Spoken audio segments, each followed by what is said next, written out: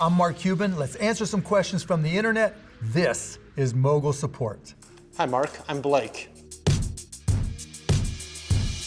At Young Entrep Hub, what will be your best advice to those who are thinking of leaving their full-time jobs to become a full-time entrepreneur? Save your money first. Don't just leave unless you know what the hell you're doing. We hear all these stories about all these people who Don't let a little bit of lack of money keep you in a job forever that you don't want to be in. quit their job, started a company, and made all this money. What you don't hear are the stories of the people who quit their job, started a company, and failed miserably. And then they have to go back to their original job. It's worth it to take the risk. A lot of people won't leave home because they don't see green lights on every single traffic light between them and their destination. Start driving. Green lights en route will find their way if you believe in yourself, if you work hard, if you're disciplined, if you're creative, if you're somewhat smart. And are now working at a job they hate. Before you quit, be You started a job you hate, you ended a job you hate. At least you took the risk. prepared, know what you're doing, save your money, have at least 6 months to live off if you can, and then maybe you're ready to start your business. At Alan Bramley, question, do billionaires create jobs? The answer is no. Entrepreneurs create jobs. I'm an entrepreneur and I do my best to create jobs. But the reality is, I do appreciate that he made a difference between a billionaire and a job creator. Those terms are often used interchangeably, and they are not interchangeable terms. in order to become a billionaire, the one thing you have to have is luck. Any billionaire who tells you they can just do it again, no. You have to be lucky. Although I don't like him boiling it down to just luck. I appreciate that he recognizes that he would not have gotten where he is without some good luck.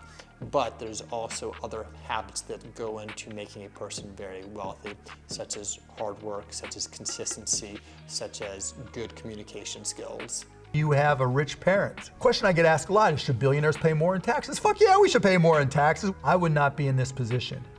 My comment on that is paying taxes is immoral, at least the way tax dollars are being spent now. I do advocate and advise my clients to pay their taxes, but I don't know that paying more taxes if it's going to a bad place is a good thing.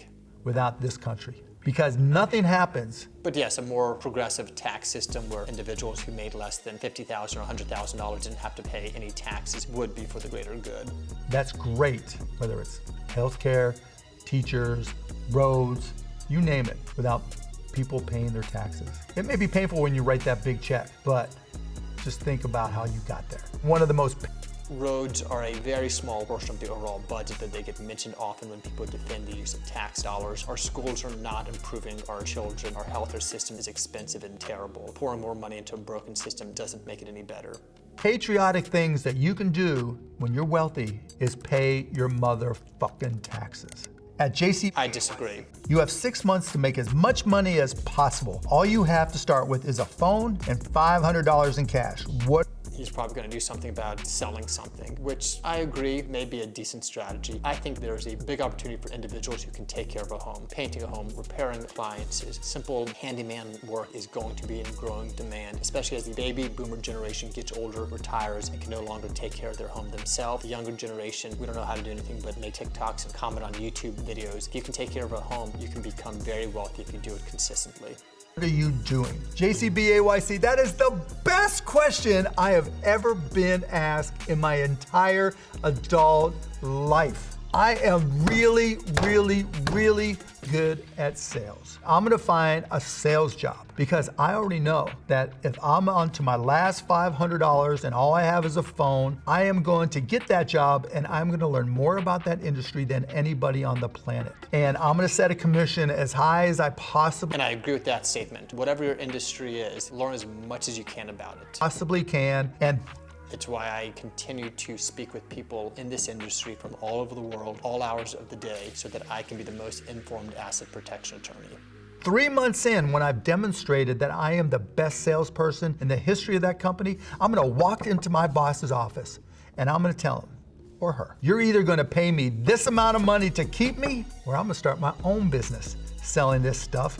That is exactly what I would do. Everything always goes back to sales, no matter what. At AnJane_1, if you buy shares of a sports team, is it a gamble or an investment? It's a gamble because I hardly see the difference between a gamble and an investment. Investment's a gamble is an investment. I think one just is more risky than the other.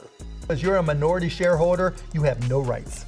At Mike25748592X. Question, is the customer always right? No! No, customer's definitely not always right. The customer is rarely right. That doesn't mean you don't have to keep them happy. Do customers make choices? Of course they.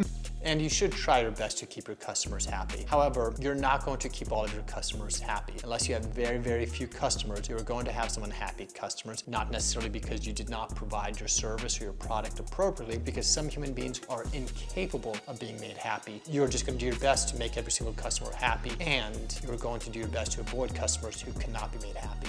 Make choices. We're all customers. We know how we choose what we buy and what we don't buy. But the reality is you don't spend a minute of your day wondering what the next product should be at 7-Eleven, do you? The customer is not the one who comes up with the ideas. It's the entrepreneur that comes up with the ideas. Correct. This is why I don't offer my clients lots of different options. When you come to us, we know what's best. We are going to guide you in the right direction. We're going to make the process as smooth and as easy for you as possible in deciding how to set up your asset protection plan. And then once you hire us, we'll make it as smooth and as easy as possible to set up and implement that asset protection plan. Ed Jameis wants to know, what are some great businesses that people don't realize? I'm going to tell you a couple easy off the top of my head that if I wanted to start a company, I would seriously look at this. Number one, Alexa. Alexa has so many capabilities and so many people have them, but they have no idea how to use any of the programming or scripting capabilities of Alexa. You can go and start a Speaking technology to boomers, not a bad strategy. Business where you could go to your neighbors, to car dealerships, to But I think the best business to start depends on your individual circumstances. What are your skills? What's your network? What interests you? What are you going to work hard at? I'm not saying necessarily go out and pursue your passion. I mean, I do believe personally we should all pursue our passion, but find out what your skills are and lean into that. And that's going to be your competitive advantage. Businesses and show them for $50 an hour or more how to use their Alexa in their homes to save energy, to save time in their businesses. And two, that leads to the same thing happening with large language models like ChatGPT. There's new features coming out in ChatGPT and its competitors every single month. So if you just get involved and stay ahead, you're gonna be the person in demand selling your services on how to prompt ChatGPT to help a business or even to tutor kids on how to best use it for school.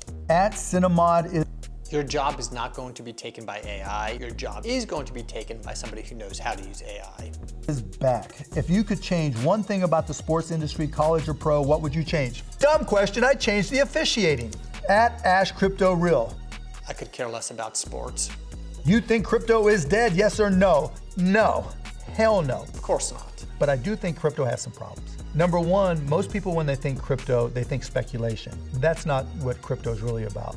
A little bit. Number two, crypto is really about creating new applications that make things better and easier. What crypto is missing is that one application that grandma really wants to use. Think back to the iPhone. It came out in 2007, but it wasn't until the best apps like Instagram and Snapchat and Facebook went mobile that the App Store and the iPhone really took off. Crypto is still waiting for its Instagram moment. It won't be all that much longer where we'll be able to use an NFT as a ticket. Once the ticket is resold, we don't make a penny. It's about time. If that ticket was an NFT, and it will be in the future, every time it's resold, the original ticket holder can make some money, the team can make some money. You can't do that with physical tickets. You can't do that with traditional digital transfer. You can do that when you turn it into crypto or an NFT. When that happens, crypto go up.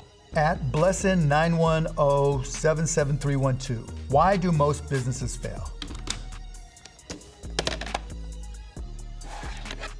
Number one, sales. No business has ever succeeded without sales, period, end of story. Number two, preparation. When you go to start a business, have you done all the homework to know about your industry, your competition, your products, the profitability, your customer base, their demographics? You need to know these things. Three, effort. It is not easy starting and running a business. It's hard. If it was easy, everybody would do it. And four, brains. You gotta be smart. You gotta learn this stuff. You gotta put in the effort. You have to be curious in order to be successful at business. You do these four things, Blessin, and you'll be okay. Company doesn't do them, they're in deep trouble. At Ghost. And I can sum up what you need to make your business successful in one word: persistence. Mark kind of broke it down into four different categories: persistence in sales, persistence in other matters as well, but persistence is what you need to succeed in business, to succeed in life.